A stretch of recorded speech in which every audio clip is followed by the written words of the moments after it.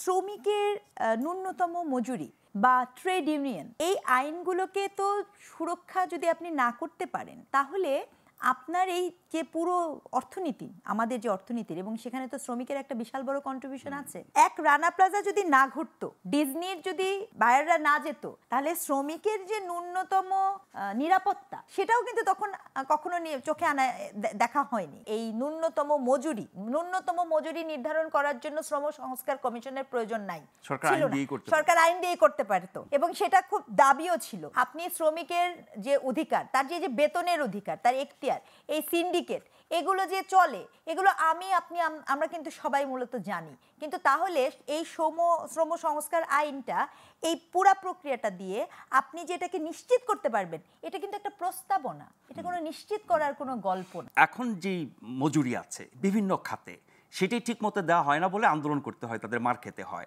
আপনি যখন একটা ন্যূনতম বেঁধে দেবেন তখন উদ্যোক্তারা, ব্যবসায়ীরা, আপনার কলকারখানার মালিকরা বলবে আমরা এটা দিতে পারবো না, কলকারখানা বন্ধ হয়ে যাবে, আমি কম বেতন পাওয়ার চেয়ে, আমি বেকার থাকার চেয়ে কম বেতন নেও কাজ করতে রাজি হব, এরকম অনেক মানুষ পাওয়া যাবে। আমি বলছি যে ওই বাস্তবতায় এটা বাস্তবায়ন কতটা সম্ভব না। এটা দেখেন, এক্ষেত্রে তো এটা তো সত্য যে আমাকে তো শ্রমিকের বেতনটাকে আপনি ফিক্সড করার বিষয় না, এটা আপনাকে মানতে হবে। এটা একটা পুঁজিবাদী সমাজ ব্যবস্থা আমরা বসবাস করি, একটা গ্লোবাল একটা পুঁজিবাদী একটা চরিত্র আমাদের সবার মধ্যে এসছে, ভোগবাদিতা বেড়েছে, মূল্যস্ফীতি বেড়েছে, এগুলো একটা আরেকটার সাথে খুব কানেক্টেড। আজকে আপনি শ্রমিক সহজলভ্য হবে না, আপনার মার্কেট আরেকজন নিয়ে যাবে, এটা একদম পরিষ্কার। বাংলাদেশিরা অনেক ভালো স্কিলফুল শ্রমিক, এই জন্য কিন্তু এখানে লোকজন আসে না। আপনি জানি সস্তা বলে সে আসে।